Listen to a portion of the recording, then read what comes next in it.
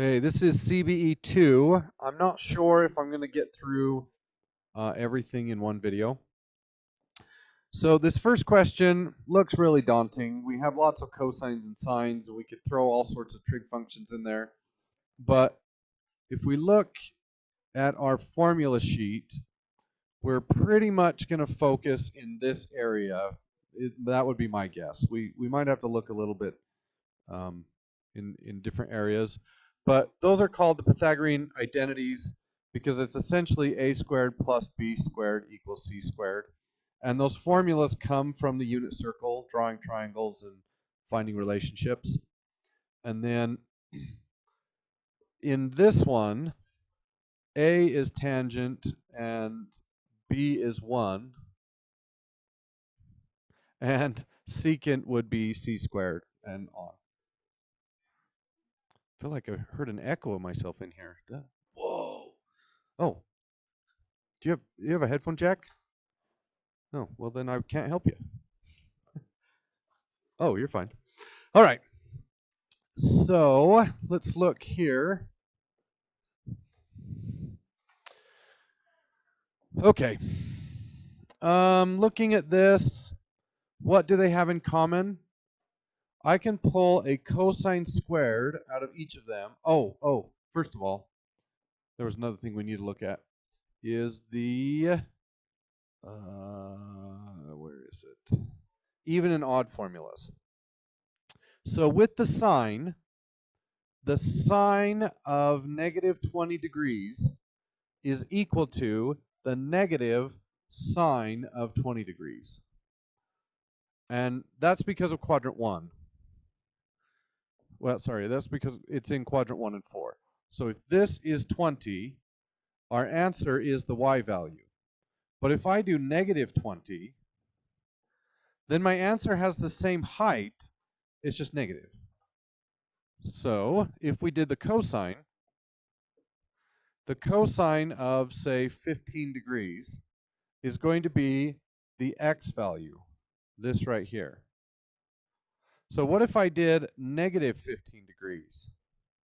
Well, it's the same x value. So the cosine even and odd formula says the cosine of negative 15 is exactly the same as the cosine of 15. And then you have all the other options there. Tangent works the same as the sine, and then these and these and these are the same. So looking at this problem to begin with, what is the cosine squared of negative x? That's just going to be the cosine squared of x. That negative has no effect on the answer. Okay? And then we have sine to the 5th of x, and then minus the cosine squared of x and the sine to the cubed of x. So the cosines, we just delete the negative on the inside, and the sines, we move the negative from the inside to the outside. Okay? Now, what do we have in common? My common factor is going to be the cosine squared of x, sine cubed of x, and when I take that out, what's left? Sine squared of x, and then minus 1. That make sense? Now we look at our Pythagorean identities. Do you see that in the Pythagorean identities? Well, almost. This is really similar to that if I solve for cosine squared. So if I subtract 1 and subtract cosine squared, I get sine squared minus 1 is equal to cosine squared. So I'm just going to substitute cosine squared. So now we have cosine squared sine cubed. And as long as they're all just x's, I'm not going to write it down. Sometimes you'll have 2x or x over 2 or something like that, and then I write it down. But if they're all the same angle, I'm not going to bother writing it down. Times cosine squared. And now we just multiply that together, and I get cosine to the 5th sine cubed. Let's see if that's one of the answers. cosine squared.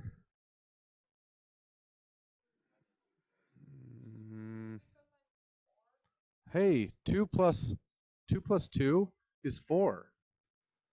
Glad you're here. Cosine to the 4th sine cubed. Okay. Do we see that? There's a negative right there. Here it is. And every one of these is going to be some rendition of that. So I have several different versions. That's version 1. So let's look at version 2.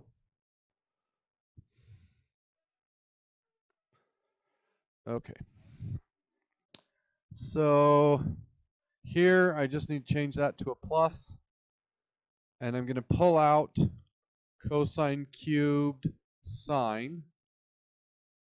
And that leaves me with 1 minus sine squared.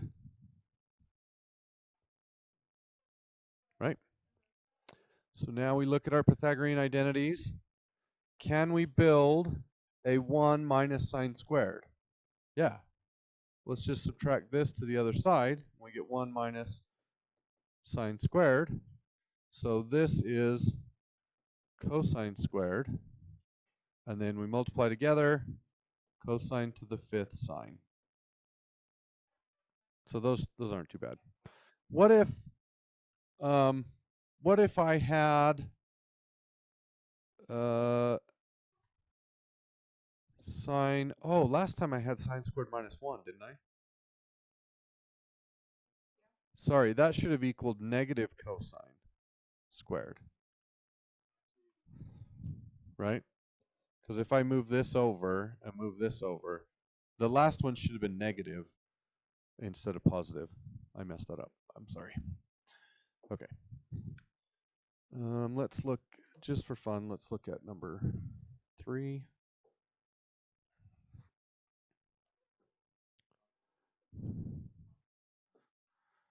All right. So this becomes a plus. I can pull out a cosine squared sine squared, no, sine to the 3rd. That leaves me with 1 minus sine squared. That's going to be the same as the last one. So this is cosine squared. So cosine to the 5th sine to the 3rd. Okay, number 2. All right. So use algebra and trig to simplify the expression. That is a double angle. So we're going to look for double angle formulas. And then this may or may not be a Pythagorean identity. And really, when you solve these, you're just going to have to bang your head against them for a while and see if you can make it easier. If you try a method and it doesn't work at first, then just find a different equation. Okay, so the cosine of 2x plus sine squared of x, and I want to make that as simple as possible. Okay, so the double angle identities, where are they? Right there. So we're going to look here. So the cosine of 2x has a lot of different options. I can turn it into this, or this, or this. Okay. So let's try the first one. So this here becomes cosine squared of theta minus sine squared of theta, and then that has a plus sine squared of theta on it. Those cancel, and I end up with cosine squared. Okay. What if I used a different formula? Well, let's pick this one. 2 cosine squared of theta minus 1, and then plus sine squared of theta. And so I get 2 cosine squared of theta plus sine squared of theta minus 1. And then, so Can I call this 1 according to the Pythagorean identities? No, because of that 2. So that one actually didn't get much better, so that didn't work. So what if I did the other one? 1 minus 2 sine squared of theta plus sine squared of theta. Okay, so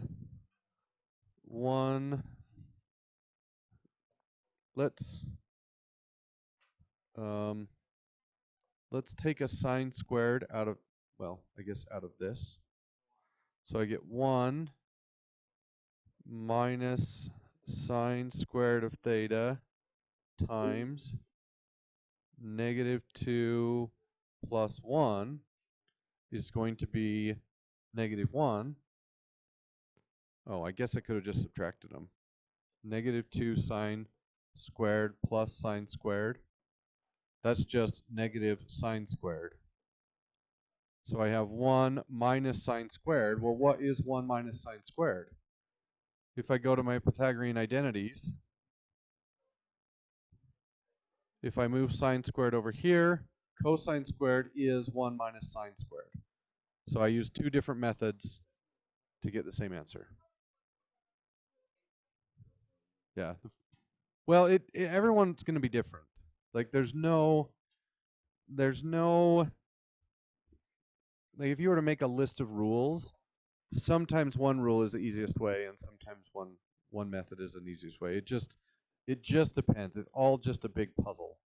And try something. If it doesn't work, try something else. All right, so let's look at test 2.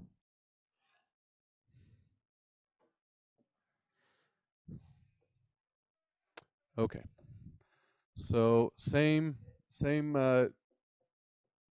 there.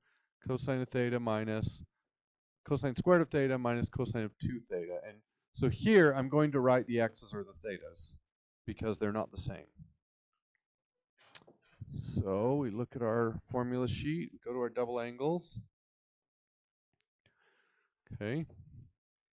Cosine squared x minus cosine squared x minus sine squared x. This cancels that, and I end up with sine squared of x. Okay. If I tried a different one, so let's put this one in there. So cosine squared of x minus 2 cosine squared x minus 1, and that's in parentheses. So I get cosine squared of x minus 2 cosine squared of x plus 1. Cosine squared minus 2 cosine squared is negative cosine squared plus 1, or 1 minus cosine squared. And then I look at my Pythagorean identities. 1 minus cosine squared is just going to be the sine squared. So it worked out 2 different ways. The other way would work, but it's going to be really messy, so let's not do it.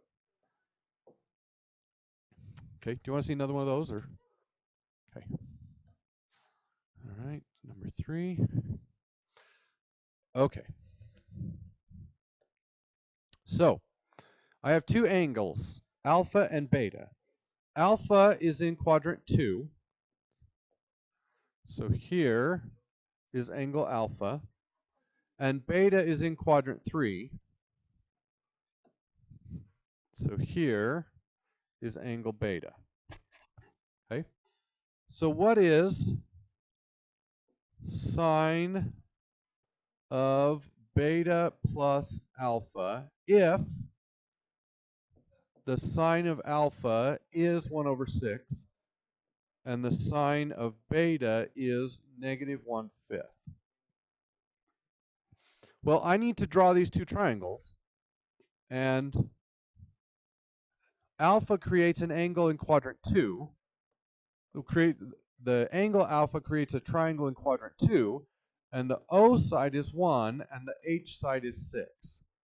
So 1 and 6, right? Here's my reference angle. So this is my alpha triangle. My beta triangle is in quadrant 3, and well, I kind of wrote that wrong. Let's do -1 over 5. Okay, so the O side is 1, and the H side is 5. Which one gets the negative? Well, H is always positive every single time. So looking at that triangle, the Y value is negative in quadrant 3. So when you see a negative up here, you have to pick which one is negative. And if you're dealing with tangent, you could have a positive there, but if you're in quadrant 3, both the X and the Y will be negative. So the quadrant tells you where the negatives go. Okay, so what are the missing sides? Well, here 1 squared plus x squared equals 6 squared. So x squared is 36 minus 1 is 35. So x is square root of 35. So this right here is the square root of 35. And because we're in quadrant 2, that's going to be negative. So down here, 1 squared plus x squared equals 5 squared. So x squared is 25 divided minus 1 is 24. And then we take the square root. So this is the square root of 24. And because we're in quadrant 3, the x is negative. Okay. Now we pull up our reference sheet and we look at the sum and difference formulas. And we're dealing with the sign, so it's this one. But I want to point out, see how this is plus or minus? There are two formulas in here. And the plus formula lines up with the plus on that side. And the minus formula lines up with the minus on this side. However, in the cosine, it's backwards. The plus formula matches up with the minus, and the minus formula matches up with the plus. And if you ever get to tangents, the plus is there, but on the bottom it's a minus. And then the minus is there, but on the bottom it's a plus. So you just have to pay close attention when you're dealing with sum and difference formulas. So this says the sine of any angle plus any other angle is equal to the sine of the first angle, cosine of the first angle, second angle, plus the cosine of the first, sine of the second. Now this is a little bit weird because their alphas and betas are a little bit mixed up. So I'm just going to call this 1 and 2, 1 and 2, 1 and 2. So the sine, this is what we want to know. So this is angle 1 and this is angle 2. So the sine of angle 1, well, I guess it's angle whatever, it's this one. So the sine of beta plus alpha is the sine beta cosine alpha plus, yes, plus the cosine beta sine alpha. Does that make sense? Okay, now where do we get these? Well, this is my alpha triangle, and this is my beta triangle. So I just use this formula, and I pull the ratios from those two triangles. So the sine of beta is going to be -1 over 5. So this is -1 over 5 times cosine alpha, we go here, -√35 over 6 plus cosine beta, I go to my beta triangle, -√24 over 5. So -√24 over 5. And then I take the sine of my alpha triangle, which is 1/6. 1 over 6. So both of these have a denominator of 30, which is nice. And we have √35 minus √24. And that can probably be simplified. However, I missed a negative somewhere.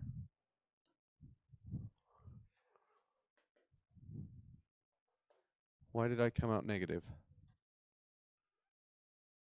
Oh, it's No, it's not negative 1 over 6.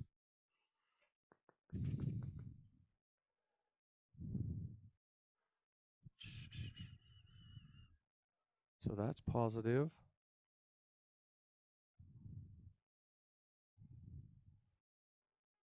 They didn't get a negative. Why did I get a negative? Sine beta plus alpha. So that's a plus. That's a... I don't know. Oh, that's why. I drew it in the wrong triangle. I drew it in the wrong... So this one is supposed to be in quadrant 4, which it would be root 24, negative 1, and 5. Yeah, so that makes this positive, and that's why they ended up with a plus. Okay, let's do another one. Let's do test 1.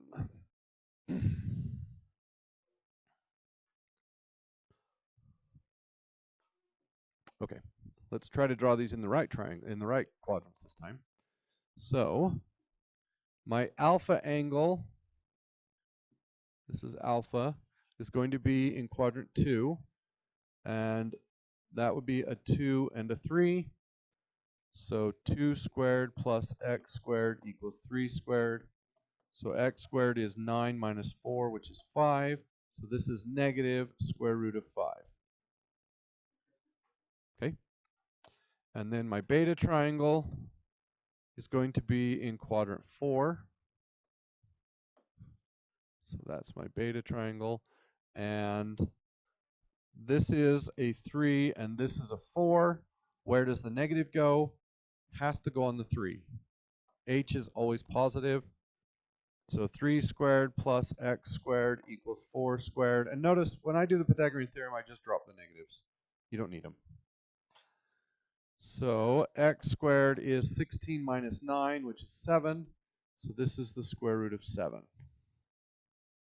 Okay. All right. From my formula sheet, the sine of beta minus alpha is going to be the sine of beta times the cosine of alpha minus the cosine of beta sine of alpha. That's the bottom row of the sine formula. The bottom, the sines are on the bottom.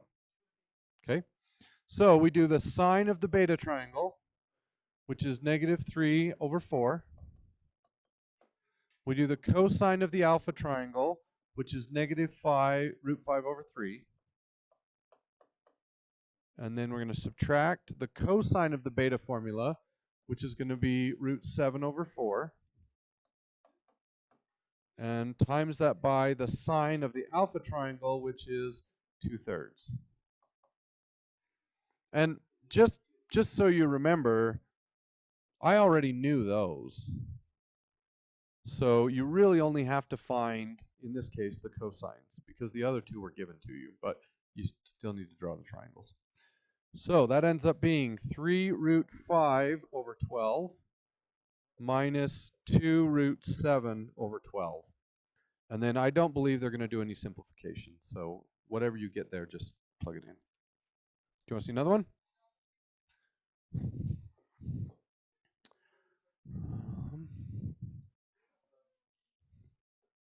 Okay. Use identities and concepts associated with inverse trig functions to rewrite this. Okay. So, same basic idea. This is still a sum and difference. Okay. So let's treat this like the cosine of alpha minus beta. And according to our reference sheet, the cosine of alpha minus beta is cosine alpha cosine beta plus sine alpha sine beta. Let me show that to you. So if we look at the sum and the difference, my formula is a minus formula, which means we use a plus. Okay. All right. Well, in this case, angle alpha is the sine inverse of x. An angle beta is the cosine inverse of x. And I don't know which quadrant I'm in, and it doesn't tell me, so I'm just going to assume quadrant 1. Everything's going to be positive. So I draw a triangle, and I call this angle alpha. What do I know about that triangle? Well, I know that alpha is the sine inverse of x. And I'm going to write sine inverse of x over 1. Because sine is O over h. So this tells me that O over h is equal to x over 1. So I put an x on the O side, and I put a 1 on the h side. And then I just do Pythagorean theorem. So let's call this question mark. So question mark squared plus x squared equals 1 squared. Right? So question mark squared equals 1 minus x squared. Take the square root, and we're in quadrant 1. We don't need to worry about plus or minus. So I get this remaining side is just the square root of 1 minus x squared. Okay, so now my beta triangle is the cosine inverse of x over 1. So I now know that a over h for this triangle is x over 1. So I put an x on the a side and a 1 on the h side. We do the Pythagorean theorem, we're going to get the same thing, the square root of 1 minus x squared. Okay, now I can answer this. What is the cosine of this triangle? It's the square root of 1 minus x squared over 1. What is the cosine of this triangle? It's just x over 1. And then plus, what is the sine of this triangle? It's just x over 1. Okay. And then what is the sine of this triangle? It's the square root of 1 minus x squared over 1. So I basically get x square root of 1 minus x squared plus x square root of 1 minus x squared. I have two copies of the same thing, and that becomes 2x square root of 1 minus x squared. Okay. All right, we have to do another one because I'm sure they're going to throw a tangent at you. So let's try attempt 2.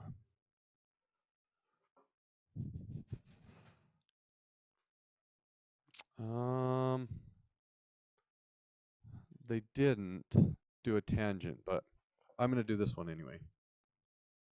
Okay, let's call this alpha and this beta. So my alpha triangle has a cosine that is x over 1, so x and 1, which means this is the square root of 1 minus x squared.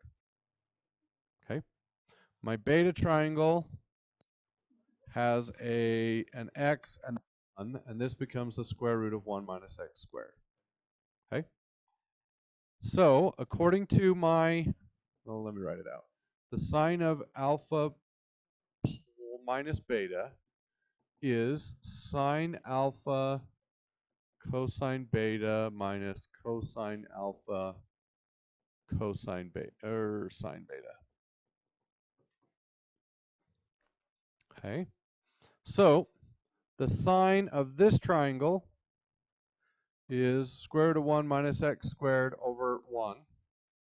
And then the cosine of this triangle is also the square root of 1 minus x squared over 1. Okay, and then the cosine of this triangle is x over 1. Oh, and there's a minus between them. And then the sine of this triangle is x over 1. So this cancels the square root, and I get 1 minus x squared, and that becomes 1 minus 2x squared. Okay.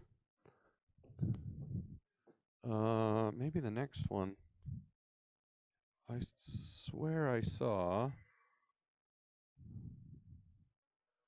Nope. Okay.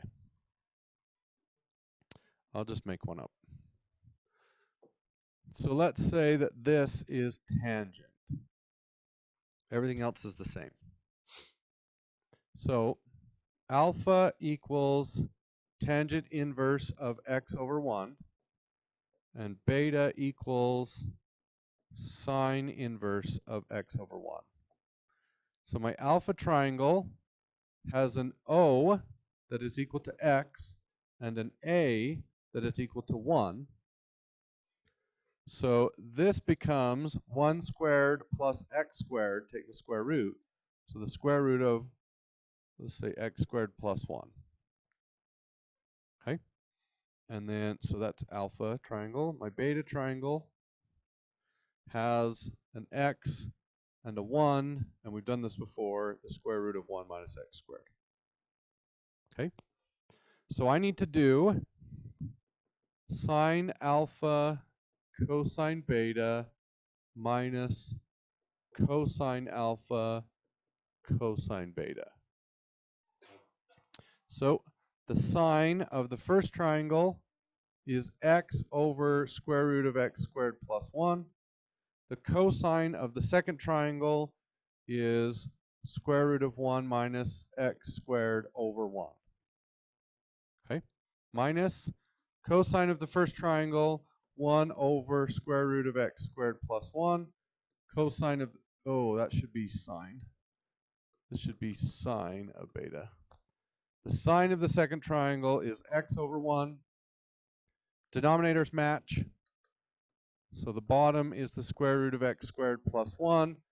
And the top is x square root of 1 minus x squared minus x. Okay, that should cover every possibility you're going to see. All right.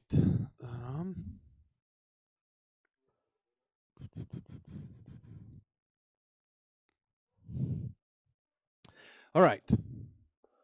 255. Angle 255. So if we look at our formula sheet, we don't have a 255. We have a 210, a 225, and a 240. Okay. However, if we look here, we can do some funny things. I can cut angles in half. Also, I can add any two angles together. I can also, well, you can't see it, but down here, I can also double any angle. So those are our options.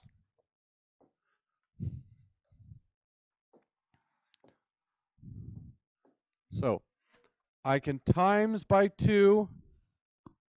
I can take 2 theta or theta over 2 or theta 1 plus theta 2. And using the unit circle, I can find any value I want using those rules. And it turns out, well, this is actually how they used to do it. They didn't have calculators. So if you didn't have a book that had a published value of trig values, then if you had the unit circle memorized and you could create this angle using one of those methods, then you could solve without a like a calculator book type thing. So 255. The easiest way to do it is to add angles together. That's by far the easiest. If you have to times by 2 or divide by 2, it makes it a little bit harder. So whenever possible, we're going to try to add, but it's not always possible. So is 255 something we can create using these angles? So 255 would be equal to 225 plus 30. Okay, that would work. If I did x over 255 equals 2, no. Oh, well, that was really dumb of me. So that would be, I could have done that in my head. 520.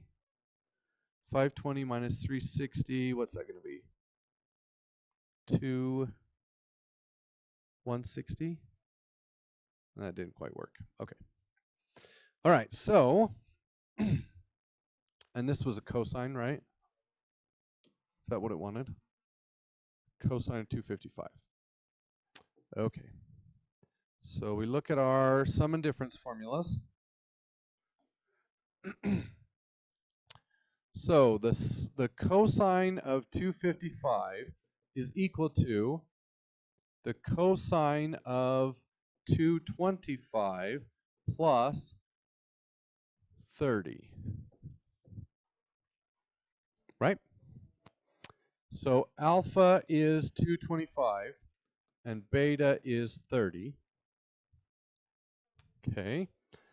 So this is all equal to the cosine of 225 cosine 30 minus, this is the weird formula, the sine of 225 sine of 30.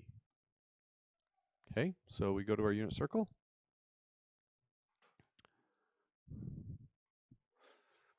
The cosine of 225 is negative root 2 over 2. So negative root 2 over 2. That takes care of this one. The cosine of 30 is root 3 over 2. That takes care of this one. Minus the sine of 225 is negative root 2 over 2. And the cosine of 30 is 1/2. So I get negative root 6 over 4 plus root 2 over 4. So that would be root 2 minus root 6 over 4. Now, they came up with something that I think was much nastier than that.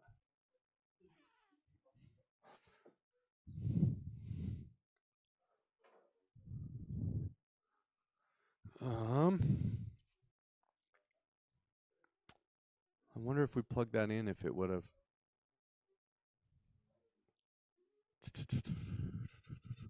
Let me check that on a calculator, see if it's the same thing.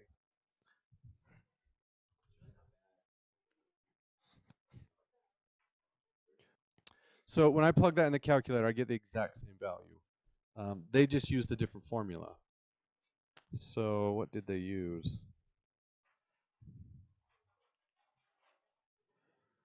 510. Okay. Oops. Here's what they did. So they said that 255 is 510 divided by 2. So if you want the cosine of 255, you can do the cosine of 510 over 2. But like I said, the sum and difference formulas, in my mind, are easier. But this is still going to work, so let's check it out. All right, so we're going to use this formula right here. Oh, actually, that's really easy. Never mind.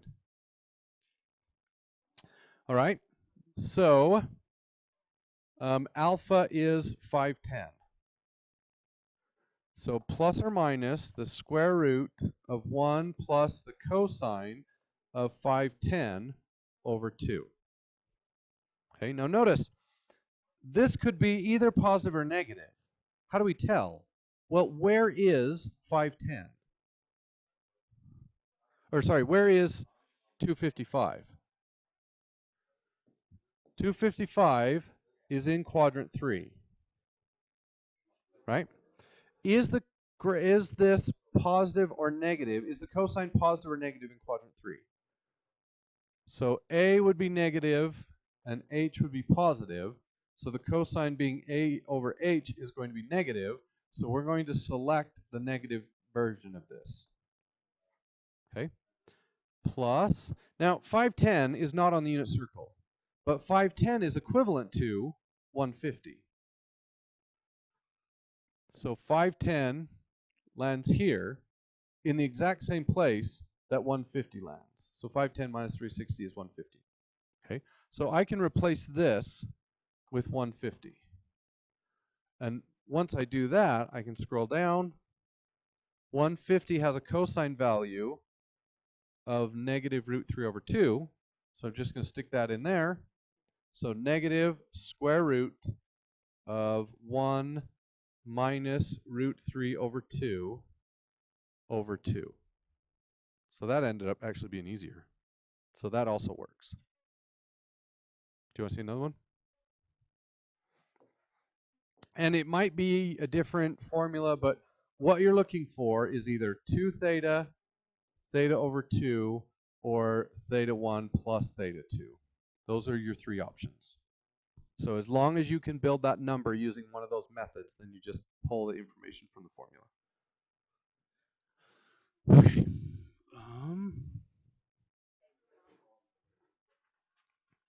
All right. Where are we? This problem takes place in, so this takes place in quadrant 2. So here we are. And the sine of beta, so this is angle beta, is 1/4. So 1/4. We do the Pythagorean theorem. 1 squared plus x squared equals 4 squared. So that's 16 minus 1 is 15. So this is negative square root of 15. You good with that? Okay. So what is the exact value of cosine of beta over 2? Well, first we have to figure out where does beta over 2 exist. I don't know what beta is, but I know that it's somewhere between pi over 2 and pi. So beta is somewhere in this region. So if I times this by 1/2, beta over 2 is somewhere in the region pi over 4 and pi over 2. Where is this? That's in quadrant 1. Okay? And the reason you have to do that is you need to figure out what the sine is. So if we were in quadrant 4, and we divided it in half, that's going to land somewhere in quadrant 2. And in quadrant 2, the cosine is negative. So when you're dealing with the half angle formulas, all of the half angle formulas say plus or minus on them. Can't quite see them, but right here. And that's because you have to pick the quadrant. And where does that quadrant come from? It comes from where beta over 2 lands. And because in this case, beta over 2 lands in quadrant 1, then we're going to pick the positive version of all of those answers, no matter which trig ratio we're doing. But if, say, theta over 2 lands in quadrant 3, then the cosine would be negative and the sine would be negative. But if we land in quadrant 2, the cosine would be positive, or cosine would be negative, but sine would be positive. So that's how you figure out which one of those you're going to use. Okay. So